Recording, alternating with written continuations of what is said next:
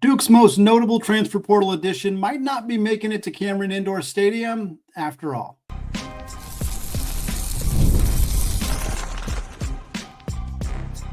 You are Locked On College Basketball, part of the Locked On Podcast Network. Your team every day. What's up, folks, and welcome into the Locked On College Basketball Podcast, a daily national college hoop show, part of the Locked On Podcast Network, your team every day. I'm your host, Andy Patton, and you are joining at the place to get your college basketball content every single day. I want to thank all of you for making the show your first listen or your first watch of the day. Remind you that you can listen to the show ad-free on Amazon Music, and give a special shout out to those everyday listeners and those of you hanging out with us on the Locked On College Basketball Discord community. Today's episode of Locked On College Basketball is brought to you by FanDuel. Right now, new customers can get $200 in bonus bets when your first bet of $5 or more wins. Well, Cedric Coward is Duke's big transfer portal splash of the offseason. And after some jaw-dropping measurements at the NBA Draft Combine on Tuesday, we're wondering if he's ever even going to suit up for the Blue Devils. We'll talk about that. We'll also talk about some of the other teams that are kind of in a holding pattern, waiting for players that they landed in the transfer portal who are still in the NBA draft process. Finally, we'll close out the show talking about 6 commitments from the last couple of days, 5 of them from the transfer portal, 1 of them a high school commitment. All of that in our 6-pack to close out the show here on Locked On College Basketball. But we got to start similar to where Isaac started on Tuesday's episode. For those of you who are everyday listeners who checked that one out, we appreciate it. Isaac spoke about Yaxel Lendeborg, who is, of course, committed to Michigan in the transfer portal, but is getting a lot of first-round buzz as an NBA draft prospect after a tremendous season at UAB last year.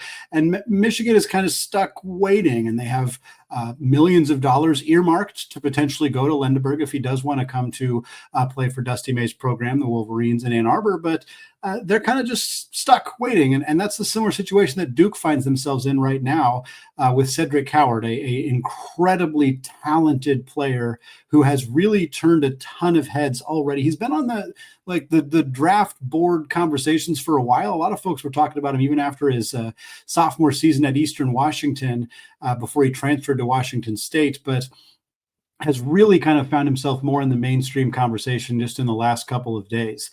Cedric Coward is, again, he spent 2 years at Eastern Washington. Prior to that, he was playing D3 basketball actually at Willamette in Salem, Oregon, like literally the backyard of where my grandma's house is. So I got a little bit of a connection to that program there. But then he spent some time at Eastern Washington. And like so many players on that 23-24 Eastern Washington team, he followed Coach David Riley, who took the head coaching job at Washington State. He followed him from Eastern to Wazoo, and there was a lot of buzz that Coward was going to be a really big-time player for Washington State, put himself on the NBA draft conversation, and all of that happened. It's just that Coward only played 6 games at Washington State before he went down with a season-ending injury. He's healthy now, performing great at the Combine, but only got to see 6 games from him while he was at Washington State. He was tremendous in those 6 games, 17.7 points per game, 7 boards, a little under 4 assists. He was 40% from 3, 71% on 2-pointers, and 84% from the free throw line. Our man was incredibly efficient scoring the basketball during his time with the Cougars. And like we said, he was great at Eastern the year before that as well. 15.5 points, 7 boards, 69% on 2-pointers, and 38.5% from 3. So the efficiency numbers that he posted in those 6 games at Wazoo are pretty similar to the efficiency numbers he posted over a full season at Eastern Washington. Obviously, the Big Sky is different than the WCC. We didn't really get to see Coward compete against a lot of WCC caliber competition during his time at Wazoo, but put up some really tremendous numbers in the 6 games that we did get and the season prior at Eastern. And the case for Coward going pro is pretty obvious. The measurements, if you haven't seen these folks, jaw-dropping. 6'5", 5.25 barefoot. So he's listed at 6'6". He's a 3. There was some thought of maybe he could be a small ball 4 at 6'5" barefoot. He's probably not a small ball 4, except that he has a 7'2.5" wingspan. That's huge. 9 inches between his height and his wingspan. That gives him a huge advantage defensively. It gives him a huge advantage offensively. He's 213 pounds. He has an 8'10" standing reach. Those are numbers typically reserved for bigs, or at least for fours, traditionally 6'8", 6'9" guys. For a 6'5" player to have an 8'10" standing reach is remarkable. 7'2" wingspan just makes him such a high level athlete, and that length is so disruptive, particularly, again, defensively, but it's going to help him on both sides of the ball. Other cases for Coward in terms of going pro, if he were to get a first round guarantee, which I think is what you're starting to see the folks who cover the NBA draft regularly, they're starting to kind of wonder, hey, is this something where he could get enough of a promise from either a specific team or multiple teams saying, hey, you're not getting past us at 24 or 22 or 27 or whatever. It's hard to turn that down. And obviously we're in an era where he can make money at the collegiate level. So it's a little bit easier. It's a little bit easier to turn down a potential first round guarantee if Duke's going to hand you a $3 million check, but it's still hard to do. And for a player who already has an injury history, turning down a guaranteed first round pick, and I know guaranteed is always the tricky word. It's never guaranteed, but turning down what would likely amount to being a first round pick if he did well enough in the workouts to feel like that was what was going to happen for him, it's a really risky proposition. Because, yeah, the money you make in 1 year at Duke might be comparable to the money you'd make in 1 year, your rookie season as a first-round pick, but the risk of getting hurt and costing yourself millions in future earnings, where if you go to the NBA now, yeah, you could still get hurt and you could still cost yourself some money, potentially. That could always happen. But at least you'd have made it. At least you'd have kind of gotten to that level. So he's also a rising senior. And the older you get, the less appealing you are to NBA scouts and analysts and general managers. But he is just 21 years old. So he does have age kind of working in his favor, despite he's about to step into his senior year. But I think that for him, his age isn't a negative in the way that it might be for other players in his class. He's got the injury history, which is concerning for him. The measurements were just so jaw-dropping. He's a trendy player right now. The versatility defensively is just so highly sought after this day. In this day and age, I have a hard time seeing Coward be in a position where he could comfortably turn down what I think will be offered to him, assuming he does well in workouts and continues to do well in the rest of the combine as we record this on Tuesday evening. Now, the case for him staying at Duke, he's unproven against high-level opponents. And I think that's probably going to that's what puts extra pressure on him to really perform in the combine scrimmages, which as we record right now have not happened yet. If he does not look good in the scrimmages, even though it's a small sample size and it doesn't necessarily mean anything, it's a problem for Coward because he won't have a lot of tape of him performing well against NBA caliber opponents. He just hasn't gotten a chance to do that. The 6 games that Coward played while at Wazoo last year when he put up those big numbers: Portland State, Bradley, Idaho, Iowa, Northern Colorado, and Eastern Washington. Only Iowa is at a high major level, and against Iowa, he had 9 points, 8 boards, 2 assists, and shot 1 of 6 from 3. One of the worst, far and away the worst game he played in a Wazoo jersey, one of the worst games he's played over the last 2 years, and it's one of the only games where he played against a high major opponent, and it's Iowa. No disrespect to Iowa, but it's not Duke. It's not Houston. It's not a team that you're like, oh, well, maybe I would expect them to have a bad game there. It's Iowa. And even at Eastern Washington, when he was there in the 23-24 season, they had some marquee non-conference matchups against power conference teams, and it was a bit of a mixed bag. He had 21 points against Cincinnati on the road. That's a good performance. He had 14 points and shot 4 of 5 from 3 in a road game against Stanford. That's great. But he also had 9 points on 4 of 13 shooting at Utah. He had 16 points, but was 0 of 4 from 3 at Ole Miss. He had 6 points, 5 boards, was 0 of 3 from 3 at Washington. So we didn't really get to see a lot of consistency from him against high-level opponents. And then, of course, the case for staying at Duke, you get to go play for Duke. You get to make millions of dollars playing for a team that's going to be in the competition for a national championship. You get to go be a key player. Make no mistake about it. Cedric Howard would be a critical piece of Duke's roster next season if he were to pull himself out of the NBA draft. He has until May 28th to make a decision on that. 15 days, 14 days, as many of you are listening to this. So he's got time to make a decision here. But coming back to Duke means he gets paid millions of dollars to potentially compete for a national championship. And those concerns, the concerns about his, quality of opponent that he's played up to this point, he can answer those concerns. He can go, and his age is not so, he's not going from 24 to 25 or anything like that. Like, the odds of him being able to boost his draft stock, he could do that by going to Duke and playing well. Like, it's not crazy to think if his draft stock kind of sits around the early second round, even mid-second round, I think he'd absolutely return to school because he has the ability to push himself into the first round conversation. But if he already finds himself in the first round conversation right now, then it's a little bit difficult to make the argument that he should go back to school. The mock drafts, which there's every outlet that writes mock drafts made a mock draft right after the lottery happened on Monday night. So we saw a ton of them come out in the last 24 hours or so. They have no idea what to do with Cedric Coward. Sam Vecini of The Athletic and the No Ceilings folks both had Coward in their latest mock draft going 22nd to Atlanta. If he's going to go in the top 25, he's probably staying in the draft. And then Brian Kalbrowski at For the Win had him 23rd to Indiana. Jonathan Gavoni at ESPN had him 35th to Philadelphia. That's more in that kind of question mark. And then Jonathan Wasserman at Bleacher Report and Sports Illustrated both had him undrafted, presumably because they expect he will return to school. So it's a bit of a mixed bag right now. And Duke is stuck kind of waiting. They're just in a holding pattern for the next 2 weeks, trying to determine what they need to do to their roster, whether they're going to have their starting small forward or not. And there are a handful of other teams joining them in this kind of tricky holding pattern space. And we're going to talk about that coming up here in just a second. But first, folks, the NBA playoffs are in full swing, and every night delivers highlight-worthy performances, major momentum shifts, and can't-miss moments. So whether it's a game-winning shot or a breakout player, there's never been a better time to get in on the action with FanDuel, because FanDuel makes it easy to stay in the game before tip-off and during the game. With player props, performance trends, and same-game parlays, fans have more ways than ever to bet smart and win big. Duke is no doubt a title contender with Cedric Coward. If you think he's coming back, the odds right now at FanDuel for Duke to win it all in 2026 are at plus 1,100, just behind Purdue at plus 1,000 and tied with Houston, who's also at plus 1,100. And folks, if you're new to FanDuel, it's the perfect time to sign up. Head to FanDuel.com now and place your first $5 bet. If it wins, you will get $200 in bonus bets. Make every moment more with FanDuel, an official sports betting partner of the NBA.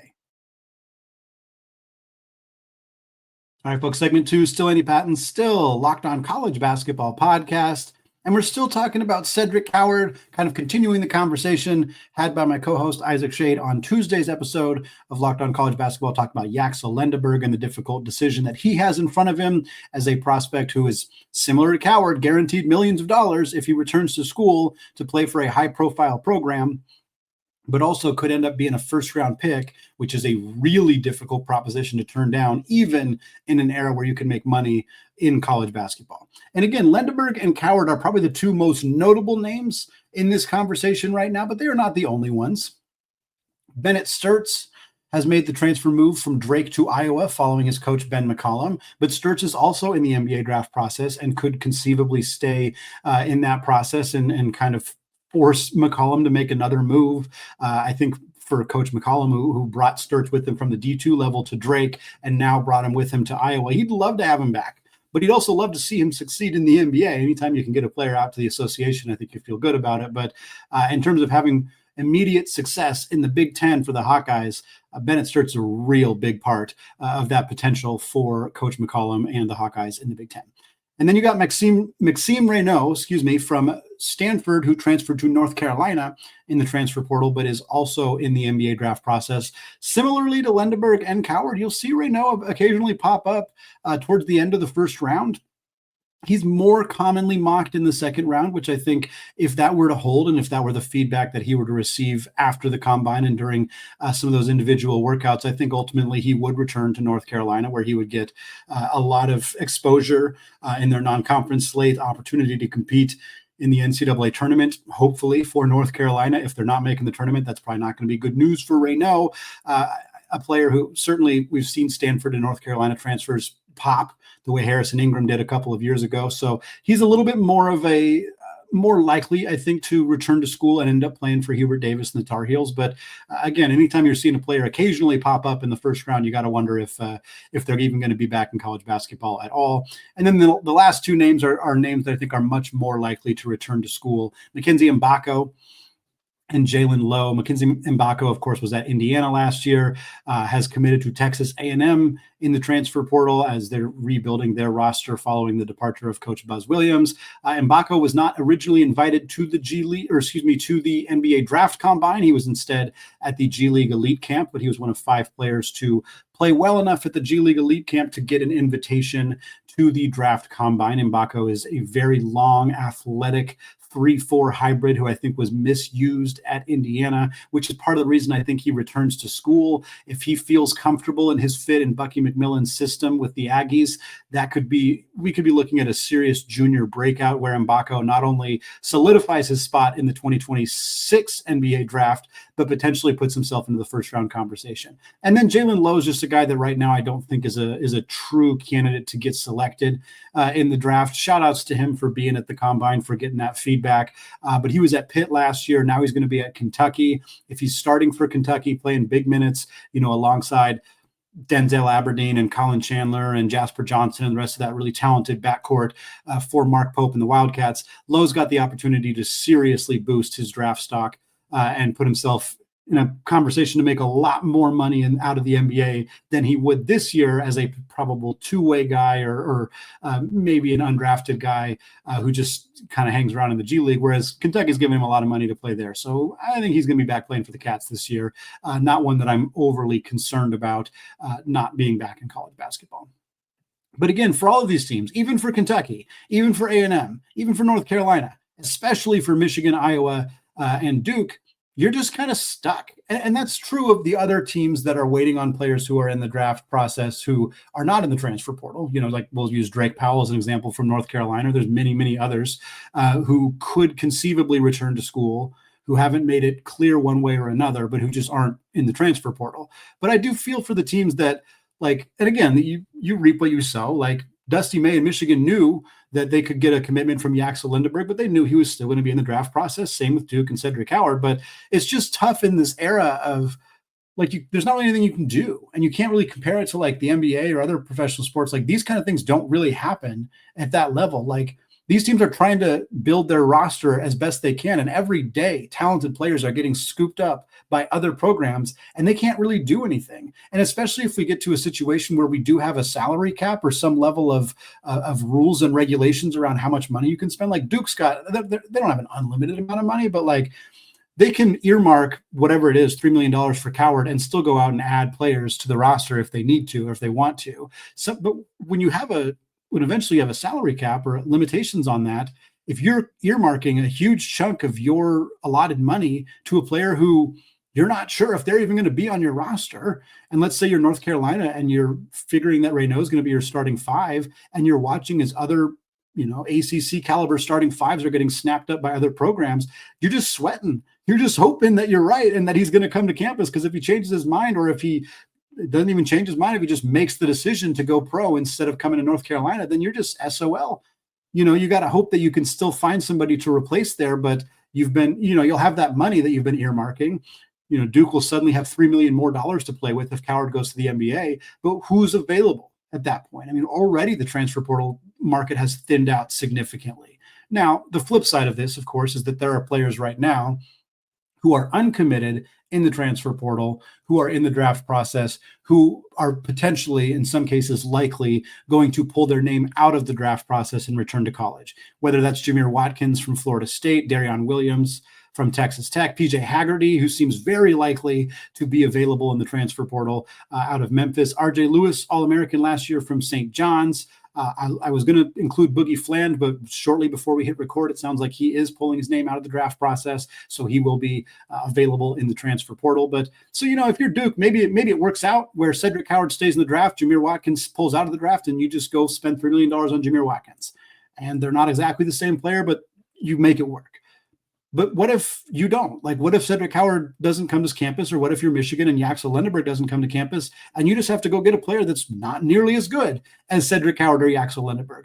And, it's part of the deal. It happens. Like, I don't think that it's like this crushing thing, but the way that it's set up currently with the deadlines that the transfer portal has, with the deadlines that the draft process has, it's just kind of puts these teams in these weird positions. And when money gets involved, it just makes it a little bit more intense for a team to be sitting on millions of dollars that they don't feel like they can spend. And that by the time they do realize they can spend it, they may not have the talented players available to them to spend. I wouldn't be happy if I was a coach. And I don't, again, if I'm John Scheyer, I wouldn't be blaming Coward for deciding to stay in the draft process. If you are doing that, if you're getting mad at your players for going to the NBA, you're probably going to have some issues retaining talent going forward. Like, that just can't be an attitude you have. You have to be happy for your guys, but it's a tricky situation. If I knew the exact answer, I promise you, I'd tell you, I don't know. I think there's the overall theme of needing more guardrails in college athletics in general, from an NIL perspective, I think is a big part of this conversation, and a transfer portal perspective. But at the end of the day, as long as kids are getting the opportunity to stay in the draft process and then choose whether they want to come back to school, which I think is an objectively good thing, it is going to put some of these programs in these kind of weird holding patterns. And there's just not a lot that can be done about that. Now, Duke's going to be fine. They got three great incoming freshmen, the Boozer twins, Cameron and Caden Boozer, both top 25 prospects in the class. Cameron, number 3, 5-star, 6'9" power forward. Nick Kamenia coming in as well, 6'8", 5-star power forward. They got those guys coming in. They got a couple other transfers who are not particularly notable. Ifeanyi Ufuchukwu from Rice, who averaged 2 points per game last year. Jack Scott from Princeton averaged about 2 points per game last year. They're just deep depth options for John Scheyer's club, but they are returning a huge chunk of their talent from last year's roster. Isaiah Evans is back. Caleb Foster's back. Malik Brown, Patrick Naganga, Darren Harris. Like, they got a lot of dudes coming back. They got 3 great freshmen coming in. But boy, howdy, is this Duke team even more of a favorite to take home a national championship if Cedric Howard is in the mix.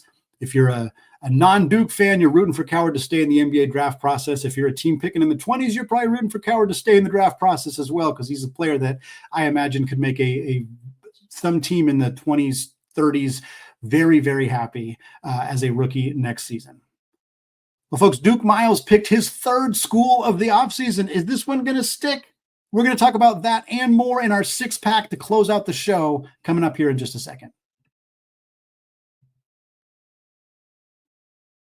All right, folks, segment 3, still Andy Patton, still Locked On College Basketball Podcast. And we're closing out the show with a 6-pack, something Isaac and I have been doing since the start of the Locked On College Basketball Podcast. Typically, we do them together on Monday shows, but sometimes it makes sense to do them in these solo shows as well. Just taking 6 storylines, 6, in this case, commitments. In the regular season, oftentimes it's 6 games that we didn't get to over the weekend, and just kind of wrapping up the show talking about those things. So for today, we're doing 6 commitments. 5 of them are out of the transfer portal. 1 of them is a high school recruit. 3 of them are in the Big East, but we're starting with an SEC commitment. Duke Miles, 6'2", rising senior guard, has committed to Mark Byington and the Vanderbilt Commodores. And I didn't say committed with quotes, air quotes, although I probably should have, because Duke Miles previously committed to Virginia about 6 weeks or so ago in the transfer portal, then decommitted from Virginia, and then committed to Texas A&M, and then decommitted from Texas A&M, and has now committed to Vanderbilt. Miles played last year at Oklahoma. He spent some time at Troy, spent some time at High Point prior to his season at Oklahoma, where he averaged 9.5 points, 2 assists, shot 43% from 3. He is a very, very talented shooter, very, very talented defensive guard, tough physical player. Again, he averaged nearly double figures at Oklahoma in the SEC last year. So you got to be happy if you're Vanderbilt. You just got to hope you can hold on to him. He joins a transfer portal class that already includes Frankie Collins, Tyler Harris from Washington, Jalen Washington from North Carolina, Mike James from NC State. And Miles seems pretty dead set on starting at the power conference level. He left Virginia, I think, when the rumors that Malik Thomas was going to commit to Virginia started, and then he left Texas A&M after they landed Rylan Griffin from Kansas in the transfer portal. I look at a team with Frankie Collins, Tyler Harris, Mike James, and wonder if he's guaranteed to start there necessarily. But Certainly going to be a big piece for them, regardless of whether he starts, just a matter of whether he sticks around if he doesn't find out he's going to be starting. Number 2 on our six-pack, Jeremiah Williams from Rutgers commits to Georgetown. The Hoyas in the transfer portal. He's a 6'5" senior guard, averaged 7 points, 3 boards, 2 assists, and 1.3 steals last year for Rutgers. Was kind of their probably their fourth best player on that team, behind, of course, the freshman superstars Dylan Harper and Ace Bailey. Williams also averaged 12 points in 12 games at Rutgers during the 23-24 season before he went down with an injury. He was a productive player for 2 years at Temple in the A-10, averaging 9.5 points and 4 assists while with the Owls. He joins a very talented transfer portal class for Coach Ed Cooley and the Hoyas that includes Arizona guard KJ Lewis, Baylor guard Langston Love, and Maryland forward Deshaun Harris-Smith. I'm very interested in how all of these pieces are going to fit together for Ed Cooley's team, but I like the additions. I like the upside of somebody like Lewis. I like the consistent shooting in Langston Love, and Jeremiah Williams, a bit more of a kind of versatile do-it-all guard who's also a quality defender, and I think will fit in nicely to what Coach Cooley likes to do. Number 3, another one here in the Big East, Dwayne Caroma commits to Danny Hurley and the UConn Huskies. Caroma's a 6'8" forward from Lemoyne, a very new D1 school based in New York. Last year for Lemoyne, Caroma averaged 11.5 points, 7 boards, 2 assists, and 1.5 steals. He was incredibly efficient, 73.9% on 2-point attempts last year. Yes, that's at Lemoyne. Yes, that's in the NEC, but still 74% on 2-point attempts at any level of college basketball is ridiculous. Additionally, he also shot just over 35.5% from the 3-point land. Caroma's a guy who's been around the block. He actually played at Iona back in the 2020-21 COVID season, and then he was playing at the junior college level before he was at UT Arlington in 23-24, and then at Lemoyne last year. So he's been around the block, but he had a really successful season last year. We know that Danny Hurley loves those high-efficiency bigs. Be interested. Caroma, 6'8", is a little undersized for what they typically look for in the front court. He joins a transfer class that is guard-heavy so far for the Huskies in Silas Demery from Georgia and Malachi Smith from Dayton. Next up, Colin Metcalf, 6'9" senior center, transfers to Maryland after a decent season in a small role at Northeastern last year. Metcalf averaged just 4 points and 5 rebounds per game, but in 21.8 minutes, Metcalf averaged 2.5 blocks per game. He was one of the most prolific shot blockers in the entire country. That is why Maryland wants Colin Metcalf. Evan Miyakawa's website has him in the 99th percentile for blocks, 96th percentile for offensive rebounds. That is what he does. He is a menace around the rim. He is a great rim protector. He gobbles up rebounds on the glass. Part of a really big transfer portal class, as you would expect, for Buzz Williams joining this Maryland team. They're bringing in a handful of players from A&M, including Farrell Payne and Solo Washington. Diggy Coit's coming over from Kansas. Elijah Saunders is coming over from Virginia. Metcalf's not going to be the big, sexy name for Maryland. He's probably not going to play big minutes, but he is a very good rim protector and a very good rebounder, and those are the kind of players that have valuable roles as 6th, 7th, 8th men for teams like Maryland. I'm excited to see what Buzz Williams can do with him on this roster next year. Next up, number 5, Vashon Alette commits to UT San Antonio, 6'3" junior guard with 2 years remaining. This is a huge get for UTSA. Anytime you can land a player who averaged double figures at a high major program, you feel good about it. And Alette averaged 11.5 points, 4 boards, 3.5 assists, and 1.3 steals per game last year at TCU. Normally, if I was reading you the stats of a player who's transferring to UT San Antonio and they average 11 points, 4 boards, 3.5 assists, you'd probably guess they're coming from a smaller conference, but this is coming from the Big 12, from a decent TCU team. Now, Alette was incredibly inefficient offensively last year. 41.7% on 2-pointers, 22% from 3. But prior to his time at TCU, which was just 1 season long, Vashon averaged 17.5 points, little under 6 boards, 3 assists at Old Dominion. Now, that was only in 19 games, but he was really productive scorer at Old Dominion, really productive scorer, or at least a high scored a lot of points at TCU, not exactly efficient. And now he joins a UT San Antonio team that's already had some pretty fun additions in the transfer portal, including most notably Austin Nunez from Arizona State. So 2 players transferring from the Big 12 to join UT San Antonio. Very excited to see how this works out for that program. And last but not least, our only non-transfer on the list, Sheik Pearson commits to Marquette. Pearson is a 4-star center, the 85th ranked prospect in the 2026 recruiting class. That means 2 commitments already for Shaka Smart in 2026 as Pearson joins Ethan Johnston, who's the 120th ranked player in the 2026 class. And Pearson is a guy who, yeah, he's 85th. That doesn't sound incredibly impressive, but he's a 6'11" center with a 7'1" wingspan, and he has a ton of upside. He's a great rim runner. He's drawn comparisons already to Oso Ighodaro, who was, of course, tremendous during his career at Marquette. And this is what Shaka does.